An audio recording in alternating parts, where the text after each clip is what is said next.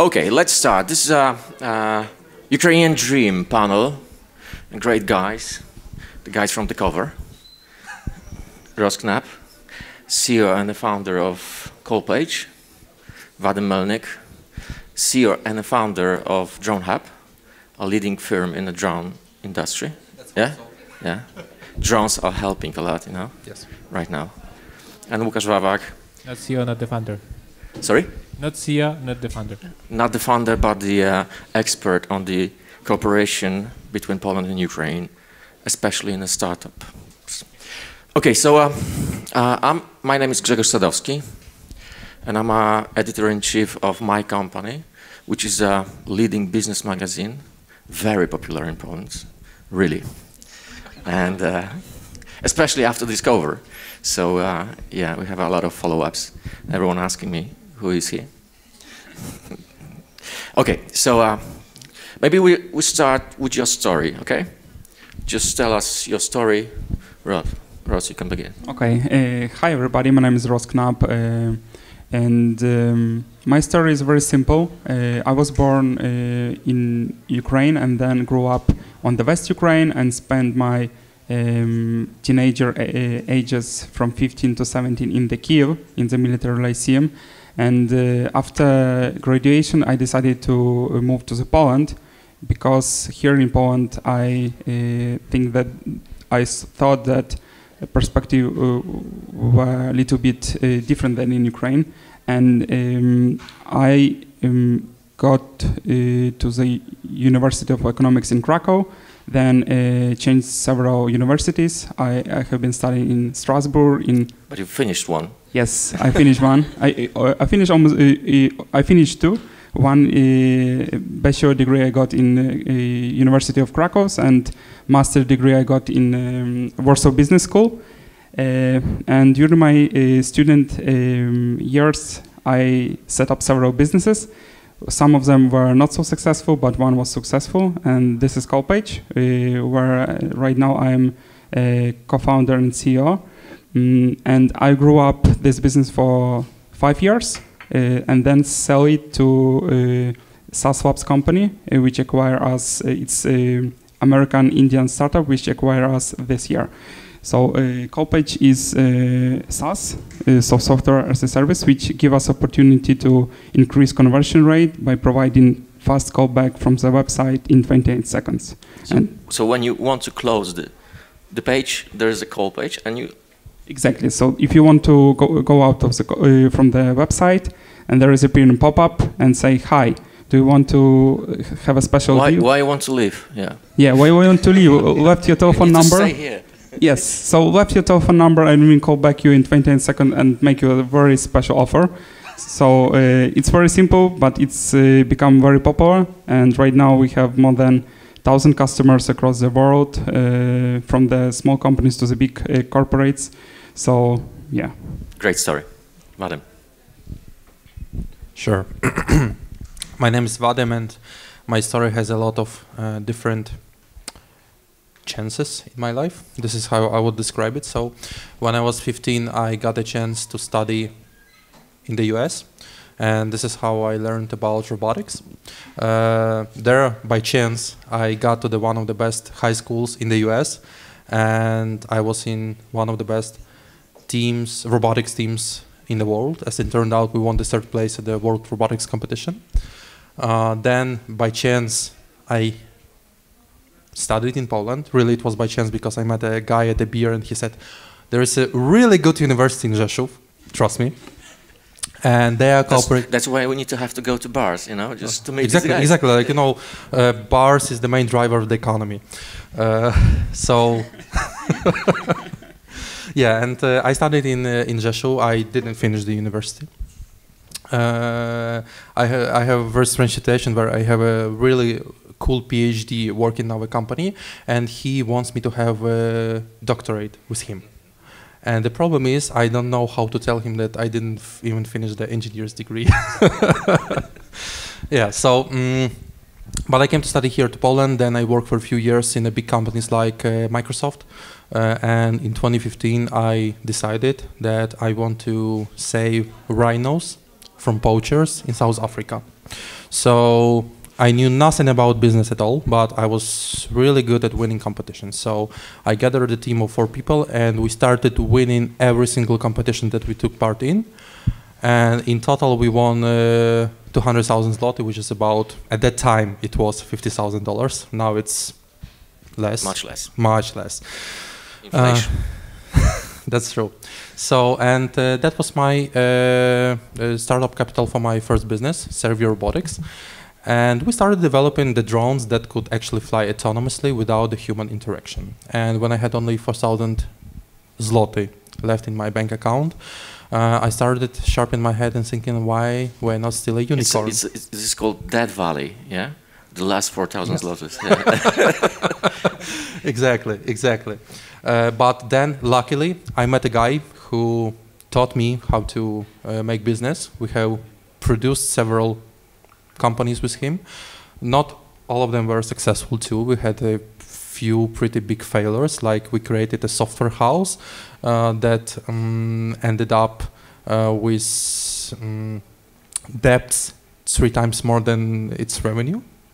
So, but luckily, my focus today is Dronehub, and it's, as you mentioned, it's one of the leading companies in the autonomous drone industry. We are not doing any services. We are providing a ground infrastructure that is like a gas station for the drones. Because the fundamental problem in the drone industry, every drone requires an operator, a human, somebody that will take control over the drone every 30 minutes, land it, swap the battery so the drone can fly again.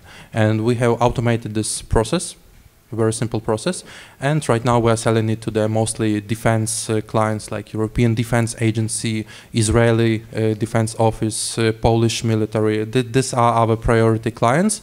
But we are also moving towards the public security market and public companies. And the second part is after we automated the hardware business, we started automated the data processing from the drones, and this is where we are now. We are trying to deliver intelligent services to take actionable business insights out of the drone data. Okay, it's a business insights, or you can say also military insights, you know, because you can observe from the drone on the ground, yeah? Yeah, that's right. We can, like the primary use case for our system is the intelligent inspection, where the drones are flying 24/7 and they are taking images every few seconds, and then on the edge the intelligence system is analyzing and trying to detect the threats and send it to the security office. So this is the primary use case. Okay, thank you. Łukasz.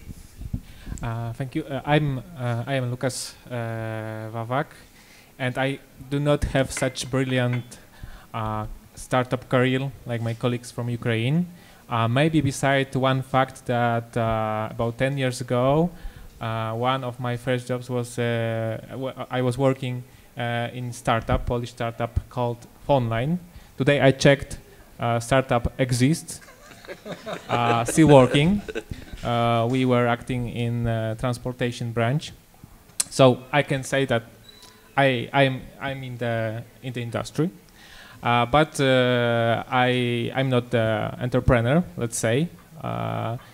I would like to focus not on me, but on the project I'm running now. I mean Polish-Ukrainian Startup Bridge. So in a nutshell, we focus how to combine Ukrainian startups projects with Polish startup ecosystem, Polish startup support startup ecosystem. So you would like to probably ask why Ukraine and why startups. So in our national strategy from 2000, I believe 2013, there is a statement that Poland would be the center of development of innovation in the Central and Eastern Europe, among all these countries from this part of Europe. So the fundamental problem with strategy is that it's not enough to write it down to the strategy to make this true.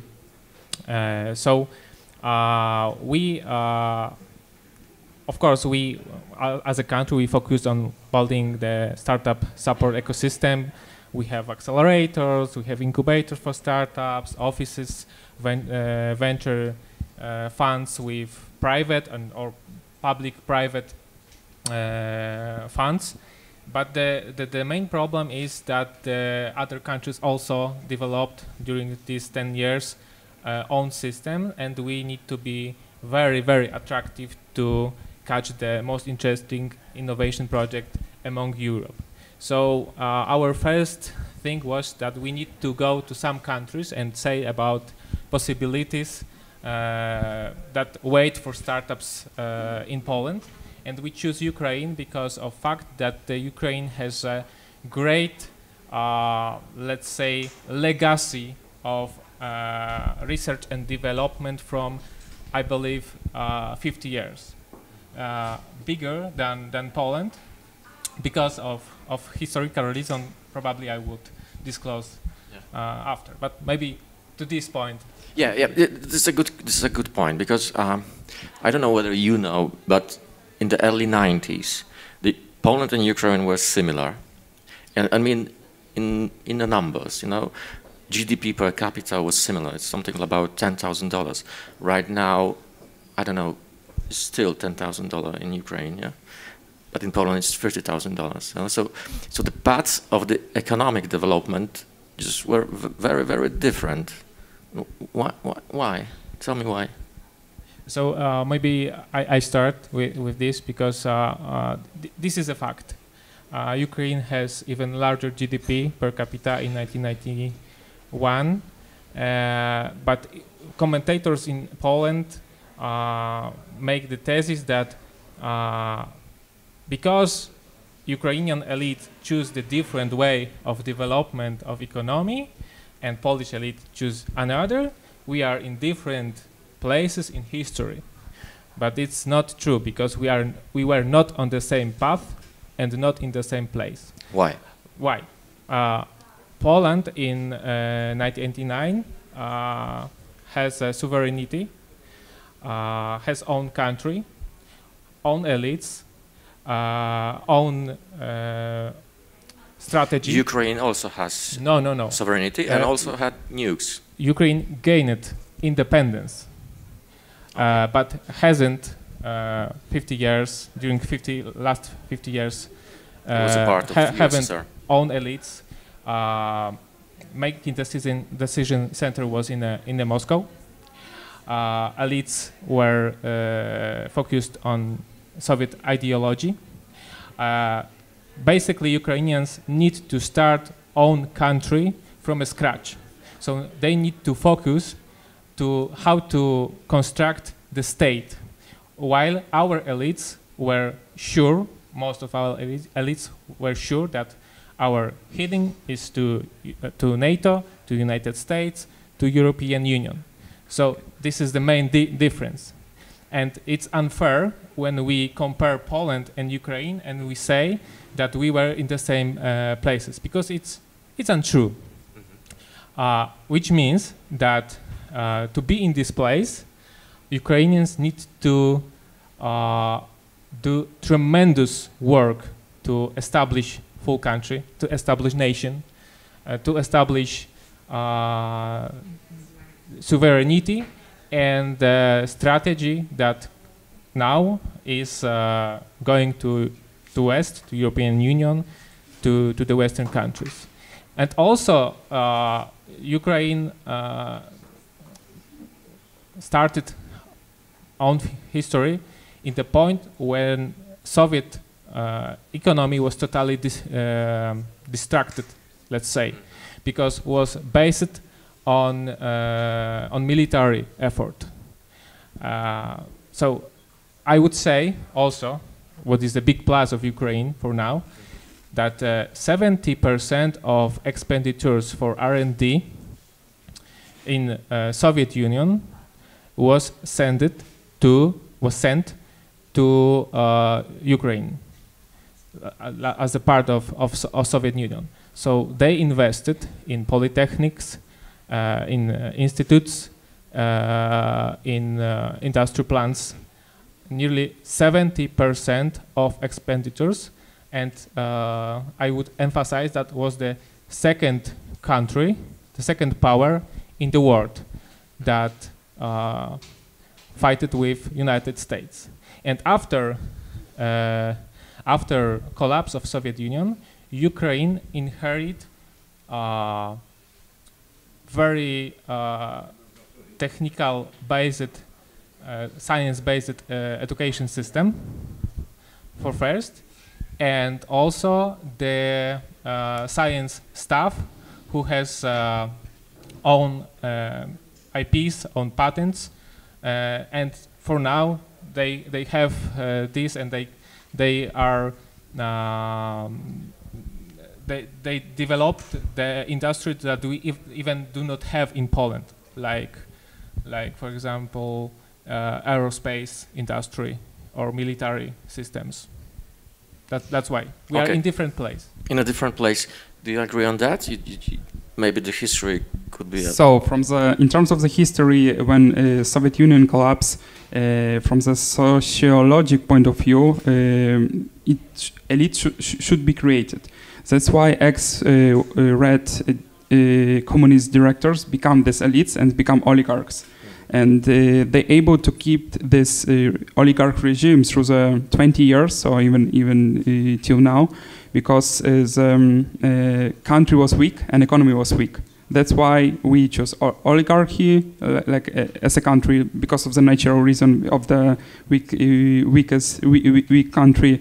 And then we not to choose strategic decision like NATO or European Union. We even not able to choose it because we don't have. Because there is a Russia. Yeah, because of the geopolitical position, and it was blocked from the one side from the internal, from the oligarchs, and from the second side because Ukraine was on the Russian radar. So that's why we are right now on the different places, and I think Vadym? Well, I just want to add that for the last 20 years, Ukraine was really bad at technological absorption, because as we see today in modern countries, the GDP is usually bigger in the countries that have the innovation-based economy, and they have technology. They invest a lot into research and development, and Ukraine basically failed to move from the Soviet Union philosophy, where there was planned economy, where all the decisions were made in Moscow, to the economy, to the market economy, like Poland did in the 80s, 90s. We failed to do it, and because we didn't have the political elites, like most of you mentioned, there was no political will to make the right and hard decisions. So that's why for the past 20 years, Ukraine was moving very slowly. It didn't absorb. Has it changed in the last years? You know, just before the war, because you know, when I see Ukrainians, you know, just we are very similar. We are understanding, you know, just economy, free market, and we just, you know, just talking in the same place. So has it changed in the last years? You know, just do you see that the political system has changed and the country was moving towards the Europe? Okay, maybe I will say something which is not really popular, but I strongly believe this, that Ukraine existed as a country only on paper until 2014. When the war started in 2014 with Russia, that was the first moment when we started existing as a nation. And for the past 2 months, I believe that we were reborn finally as a nation, because before, when you ask somebody who was living in Odessa, let's say, are you Russian or Ukrainian? Do you believe in pro-Russian or pro-European politics? He will say, it doesn't matter. Now, this question won't be asked by anybody, because now everybody believes that we are Ukrainians, that we are the only nation. Our path is towards Europe, our path is towards integrity as a country, and Russia is not our partner anymore. So finally, we are born as a true country. Something which would have happened in the 90s happened 25 years later. That's the problem, because it's still a very sad moment. Yeah, of course it's a sad moment, but if you look on every strong country that exists today, all of them had moments like of reborn. exactly. Like just take a look at the Israel. This is the strongest military country in this part of Europe, in this part of the world, right? And they had very tough history just 100 years ago, and they started existing as a country how many years ago? 50. 50. So I believe that Ukraine has a chance to become the next Israel here in Central Eastern Europe, because right now we are the only European country that has a real army that has practical experience. We have more tanks and military than we had before the war. So Ukraine is a promised land of military-oriented startups. Yeah, exactly. That's what I was going to say. I believe that our next specialization as a country will be defense and military, because and drones. Of course. So I'm planning to establish finally a company in Ukraine. Okay, but there is a paradox, because during the recent history, we developed a market economy, and we developed system for support startups. We have a lot of public funds to support startups. We have hundreds startups which were supported by the Polish agencies and with public money, and still we don't have so many unicorns as Ukrainians have. Grammarly, WhatsApp, among the others, whereas the founders and co-founders are Ukrainian. Tell me why. It depends on the perspective you look for, because if you think about Grammarly, actually it's a unicorn, but it's based and registered in Delaware, in the United States. It doesn't pay any taxes in Ukraine, it only pays salaries to its engineers. So from the ideological perspective, it's right, Ukraine has a lot of unicorns, but none of them is paying taxes, none of them is given back to the economy they were growing at, right? Mm-hmm. In Poland, well, as we were talking a lot of times before, public money give lots of good and lots of bad stuff. Yeah. Ukraine doesn't have public money at all, and I believe that in most times it's better for the startups, because they don't grow in this comfort environment. They'll know that have some support from the government, they'll have some money that they can burn until they find their market. Mm-hmm. In Ukraine, you need to earn from the first month. Exactly, it's like in this movie with 50 Cent, get rich or die trying. So this is how Ukrainian startups are working, and from the very first moment they are focusing towards the US or Asia market. They're not focusing on their local market, because basically it doesn't exist. We have a very low percentage of technology absorbance as Ukrainians, even lower than in Poland, so we don't have this local technology market. In Poland, we have this big enough market to sell it to the first customers, but then most of us lack this power wheel or maybe money. There are lots of different factors to scale globally. And this is probably the problem why Poland doesn't have so many scale-ups and unicorns. Booksy started in Poland, yeah? Yeah, but and Stefan right now is sitting in the US. And so,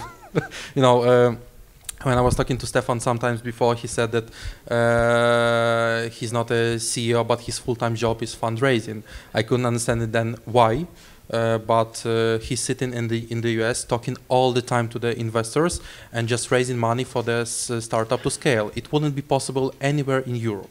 So Stefan made one right choice. He moved to the US.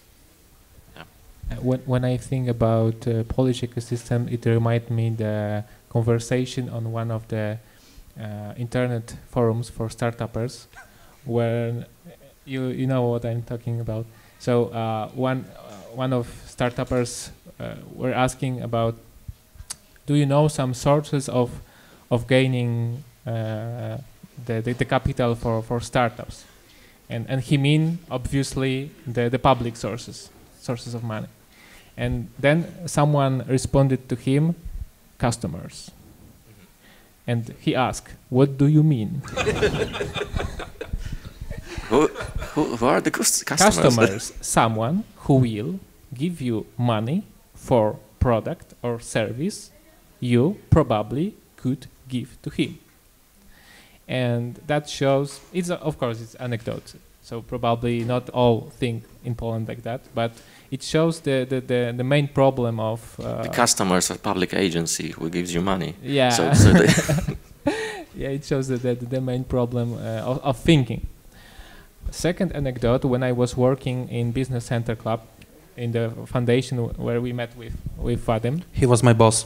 Yeah, probably, probably good boss. The Business Center Club has some kind of meetups for the members, the business members. And what was the main question during these meetups? Not scaling the business, not looking for customers, not for investments. The word was succession. Succession. The movie? No. Succession. Yeah, like the movie. But the main problem of successors was that they didn't want to be successors, because that was enough for them to be the lawyer in London than to develop the father company and made this company from local made global. And what in Poland we have, the problem with the global thinking, with the global ambitions. Ukrainian has a global ambitions because they do not have possibility to have a local ambitions, because they have nearly no local market. And that makes Ukrainians more active on global market in terms of IT industry, of course, because IT industry has no borders. The cost of delivery is relatively small. Only barrier is in your mind, in your education, and in your ambition. So I believe that now Poland and Ukraine are competing in this branch, but I believe that Ukrainians has a great future in this industry. Yeah. Yeah, good point.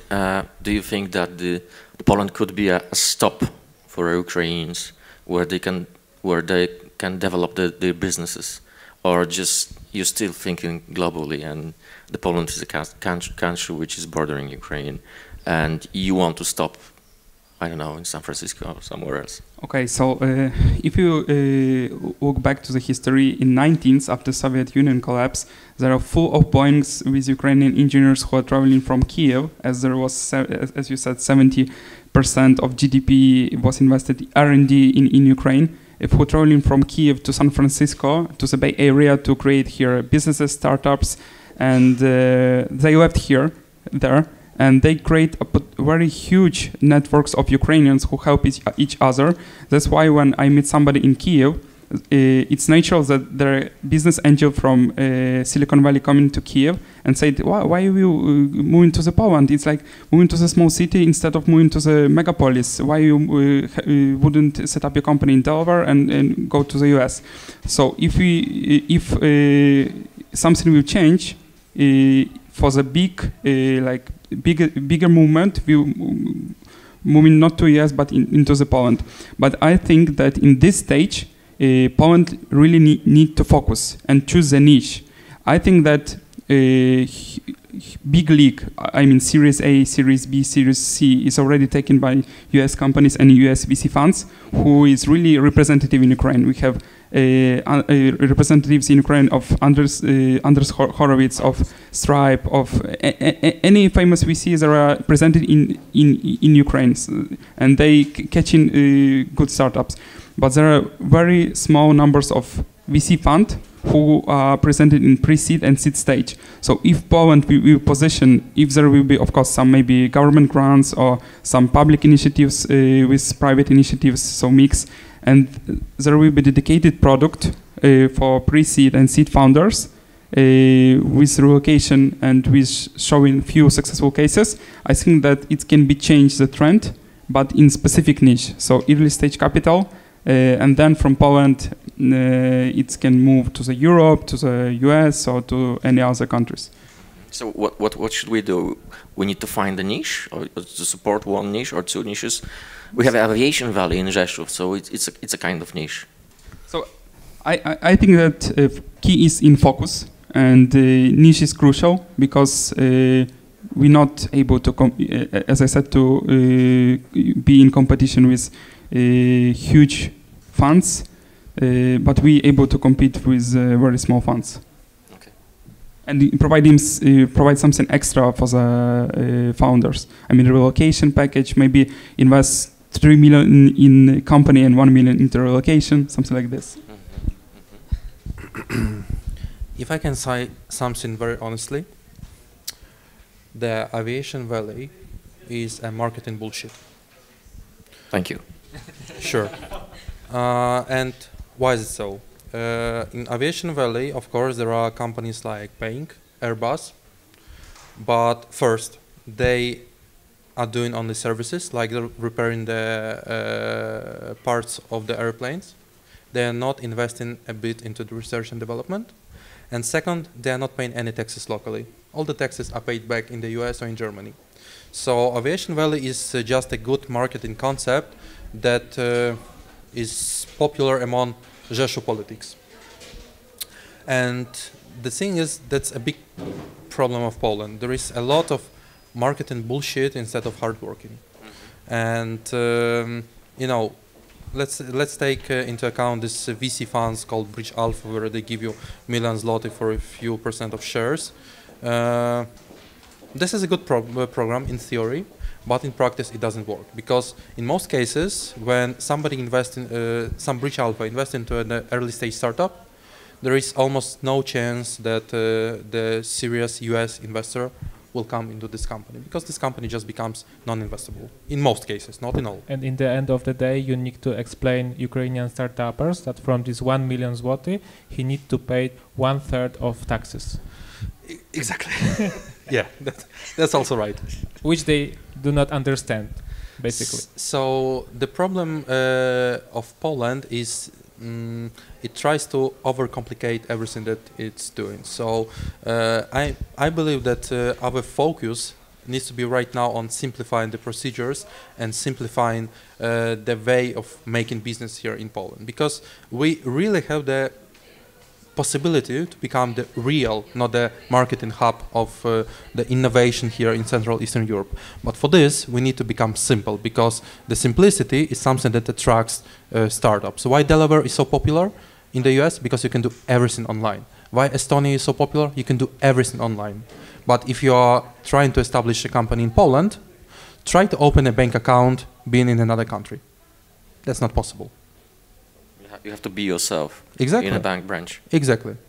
That's just one really simple thing. But all communication with Urząd Skarbowy, ZUS, all this type of bureaucracy, But the same is in London. You cannot, just establish bank accounts without being there. No, you can. I did it. Yeah. Yeah.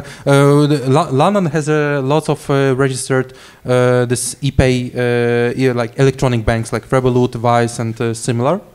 Even the largest banks have their e-banks, the smaller e-banks for the companies outside of UK. So no, London is okay. Like I really like this showing this example.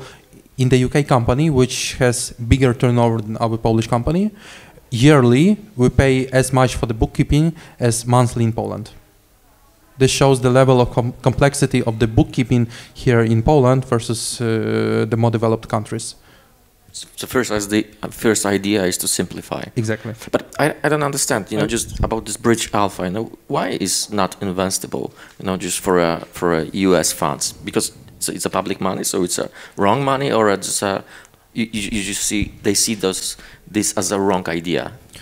No, because maybe this is the last money, Just in the 80s, the whole Silicon Valley was raised on the public money, because U.S. military was investing a lot into Stanford. Stanford was investing back into the startups. So, like the concept of Silicon Valley is based on the public money.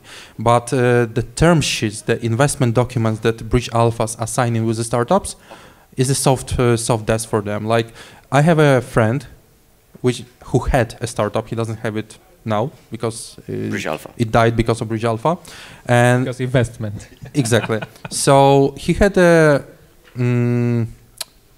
in his investment document there was a point where all the transactions about 10,000 zloty, which is $2,500, should be accepted by the member of the venture capital. And he said, this is stupid because I have 6 employees and everybody's earning more than 10,000 zloty. So, and this bureaucracy procedures just killed his startups. Okay. And also the investment process is more complicated than in private investment funds, because in Bridge Alpha you have triangle.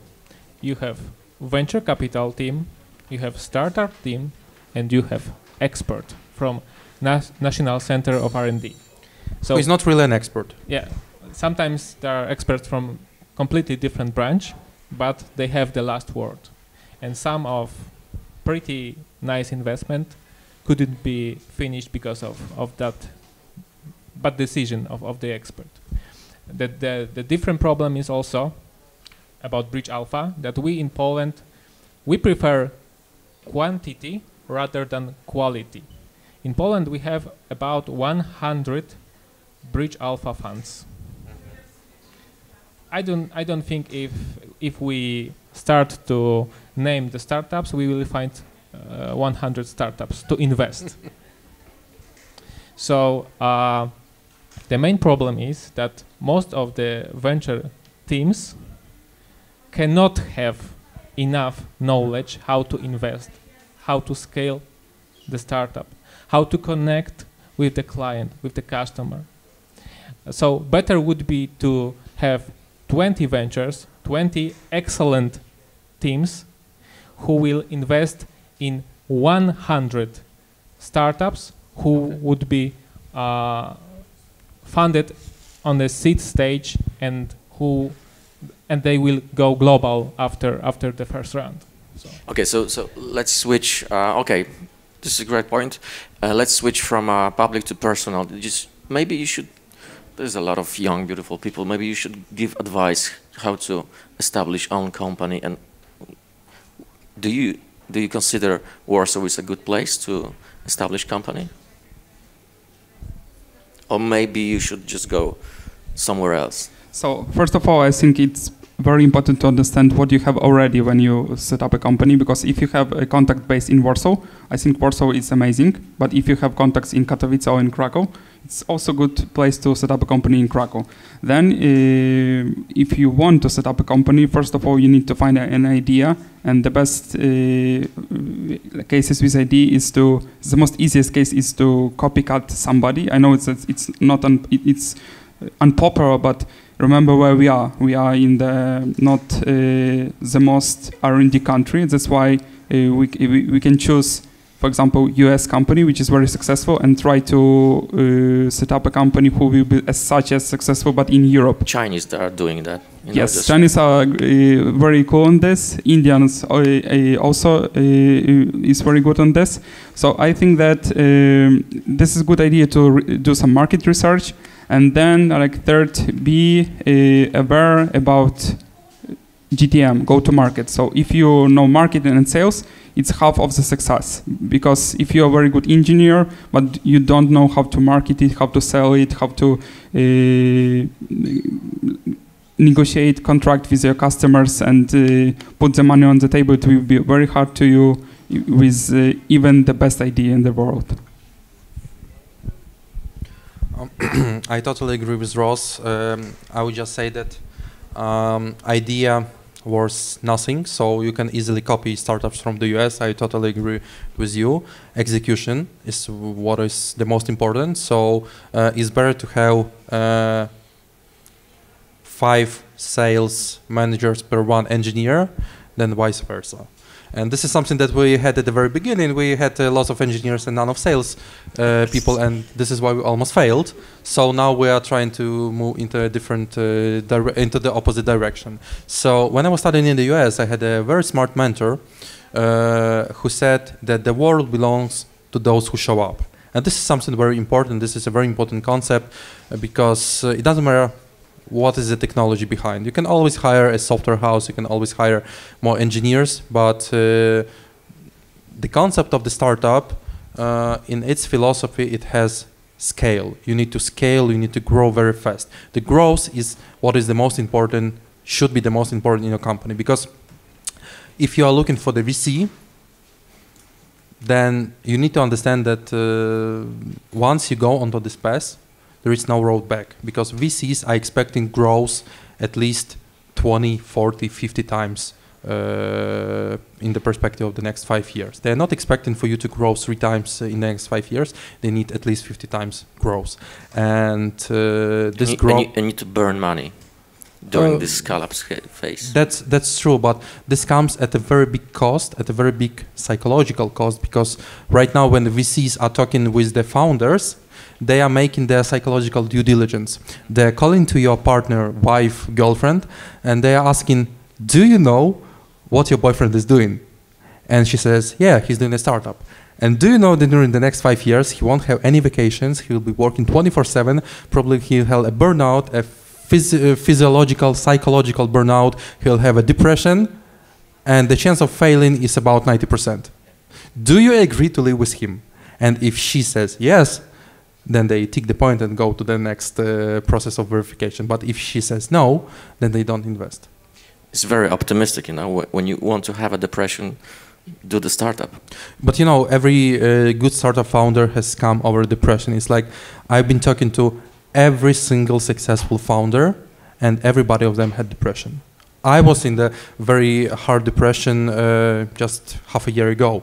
It was such type of depression where I couldn't get up from the bed and couldn't turn on the computer, but it's a normal process of growing in a startup. Yeah, we should talk about you it. You had a very, very interesting sentence lastly where we talked. You said that the illness of the founder is the illness of the startup. Yes. So if I can just say a few words about this. In startup, you need to understand that even if you have really good C-level management, good managers, you are still the leading part of the company. And if you have a problem, it means that the whole company is having a problem, because there is nothing that is pushing the company forward towards scaling. And this is the huge problem that I have, because the last year we were really striving to scale because of my mental problems, because I had a burnout. So after I figure out my personal problems, then the startup started growing again. So this is very important to be grown man and understand the startup is not showing up at the good conferences, burning the investors' money, but it's a really, really hard work with the very further gratification and very small percentage of success. Yeah, thank you. Thank you for this words. I think it's a very, very important. Do you have any questions at this point? Because we're gonna switch to the last question, I suppose. You have, please. Thank you, Всеволод Martinyuk from Ukraine. I have a question. I mean, you touch the question of the taxation, like optimization of taxation, choosing of the countries. I mean, some startups prefer to choose another country than their homeland to have, I don't know, maybe justice system or like taxation, doesn't matter. But what do you think about the startups which located in like tax havens? For example, on some islands where there's almost no taxes or something like this. Whether it's a good idea for a startup to register in such tax haven to maximum reduce the taxation? Yes, maybe I will answer. So first of all, I think for making tax optimization, you need to have something to optimize. And you, as a startup, I really believe that it's possible to have something to optimize from 3 to 5 years. So in the beginning, I wouldn't like use my energy to thinking about these tax havens. I will invest more energy in the choose a better framework for investors. And then after 3 or 5 years, when I will show really fat EBITDA, then after this, it's possible to switch to, for example, Delaware or Ireland or etc. So first meet, then optimize. I would say that I totally agree with you, but I would say that at the beginning of the startup, the location tax location doesn't matter at all, because sooner or later you'll need to register a company in the US if you want to scale globally. So then you will probably register it in Delaware or Texas, where there is no income tax.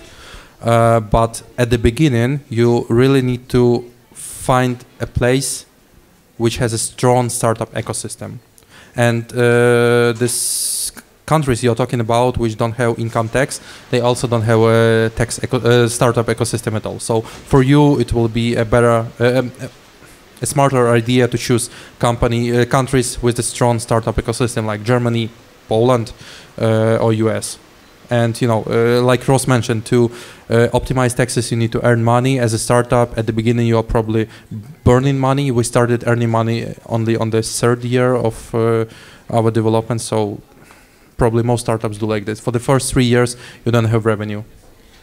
I will add to this that from the Polish point of view, Ukraine is a tax haven. It's a tax haven because if you have FOB, you don't need to settle the invoice every time you gain a cash. Try to ask waiter in a restaurant about the invoice. He will ask you what is the invoice. Yes.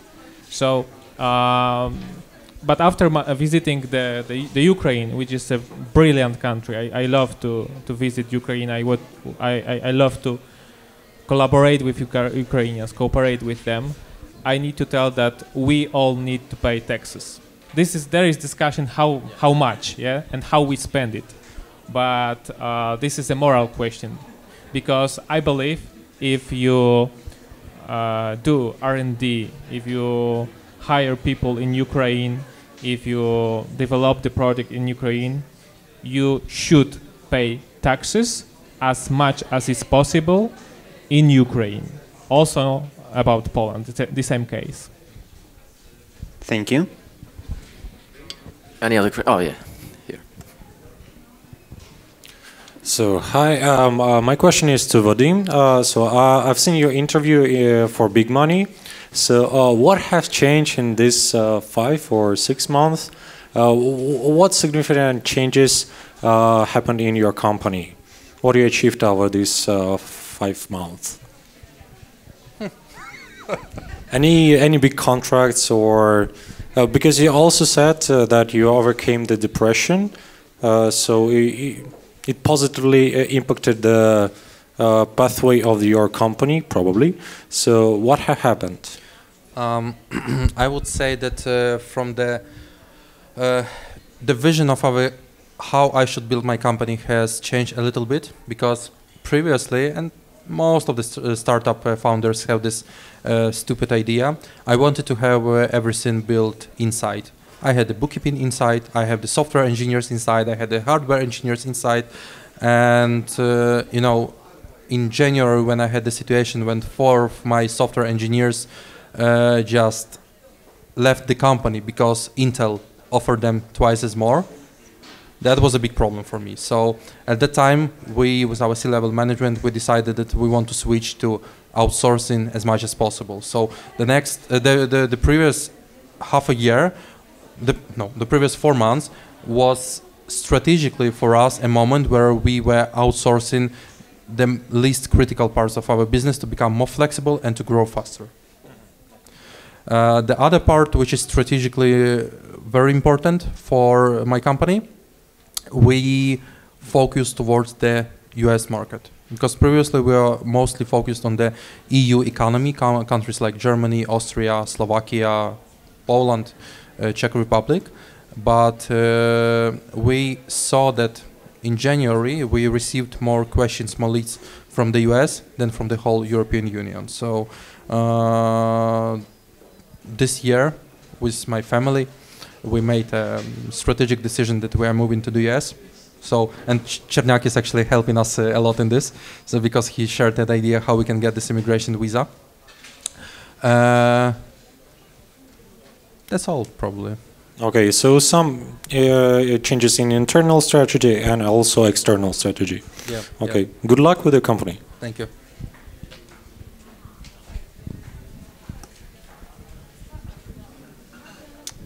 Yeah, thank you, Matthew from Ukraine. To your point, Vadym, about VC having quite unrealistic and sometimes insane expectations from the companies. Do you think that such tendencies will drive the innovation, or as in the case with, for example, WeWork, being like the VCs asking for more and more growth and more revenue, but then the company almost crashing and disappearing from the market? So do you think such high expectations from VCs will actually benefit the innovation and also create some actually new meaningful startups, or it's more damaging to the market in general? Thank you. That's actually a very good question, because you know, to build an innovative company, you don't have to go on the path of the VC. This is one of the options. If you are, there are public grants that you can gain. There are money from the European Commission. There are lots of other sources of money that you can invest into research and development to build a successful company. VC is only one of the options, and not always the best one. I know a lot of private companies, like you probably all knew the company called Teamviewer. This is an application that allows you to share, to get access to somebody's desktop. It's 100% private company that was built in Germany. It has 300 million revenue per year, revenue, not income, but revenue, and it's a family company. And they built everything based on credits and money from the European Commission. So, of course, most of the VCs are trying to suck out everything from your company, but they're not looking long term. There are a few, I would say only 3 to 5 good VCs in Poland that are looking long term and invest into the founders, not into 100% growth. So it really depends on the VC, and remember, if you're building a product, you're building something unique. And there are lots of investment opportunities on the market, so you need to choose wisely the money you are getting to, you are putting into the company. Any other questions? Please. So this time the question to Ross, and today you spoke about the importance of idea that you can take it from the other market and try to bring it into life on the local market. So what about your company? Did you see some other companies doing the same thing in other market, and you did the same in other market, or it was kind of original idea? So in my case, it was spin out from our previous consulting company. So it was original idea. This has pros and cons. Pros that it was original.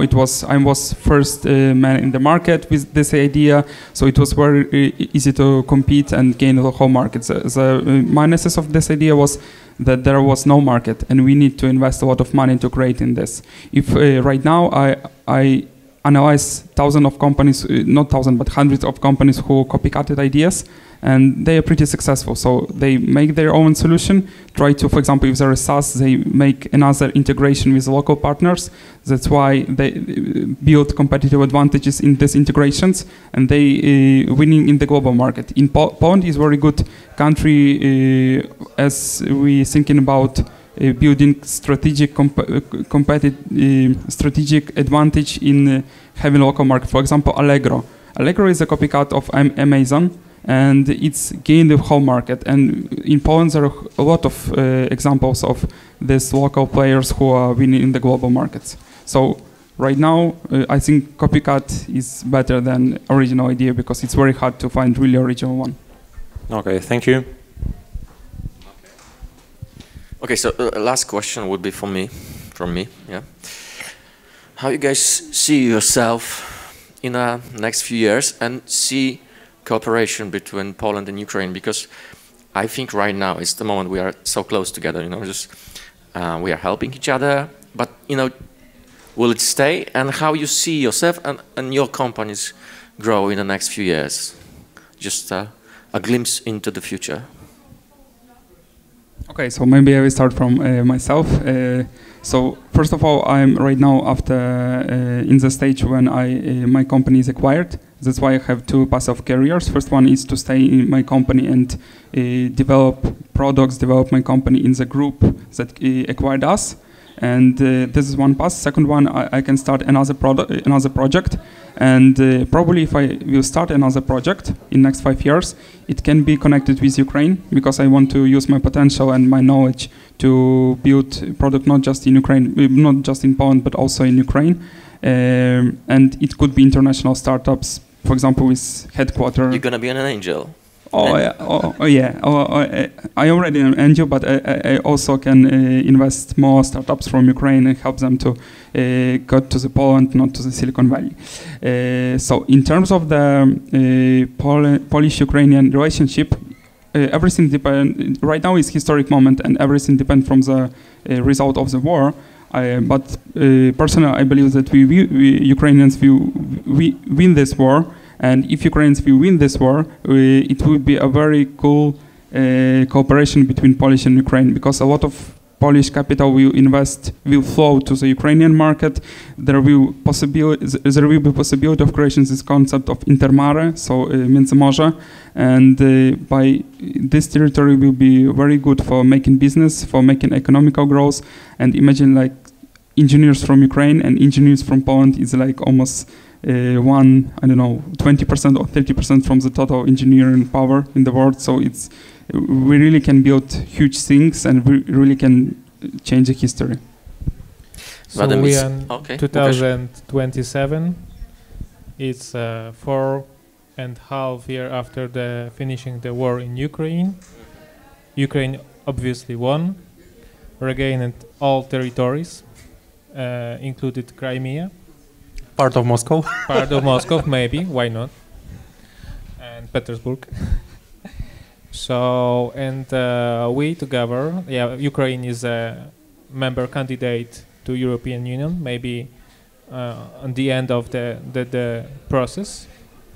And we together with Ukraine, we as a Polish people, we using our potentials and trying to combine own startup ecosystem, and we send Polish startups to Ukraine and vice versa, Ukrainian to Poland. That's my dream.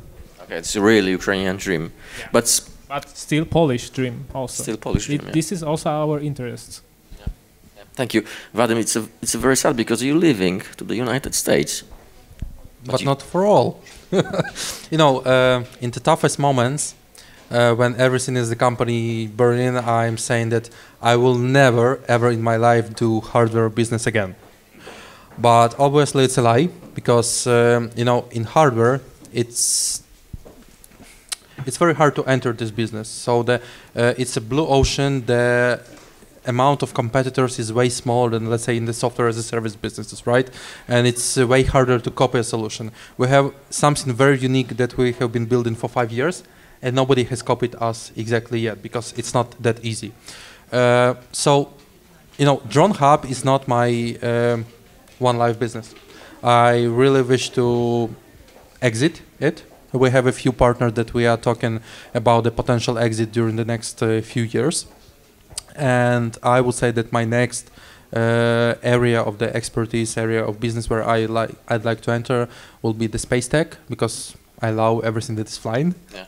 So, the space tech will be the next big thing, but my idea and my wish is to put the research and development teams here in Poland, Ukraine, because Ukraine and Poland for the next few years will be very well connected, and we have lots of good engineers. So Ukraine is very strong in the space tech. So I really wish to put our hardware software development teams here, but to be successful in space tech, you need lots of money. So that's why I'm moving also to the US to fundraise and get that capital from over there to here. Yeah. Thank you very much. Thank you for this honest and great discussion. And we can have a follow-ups after that. Thank you very much. Ross, Vadym, Łukasz. Thank you.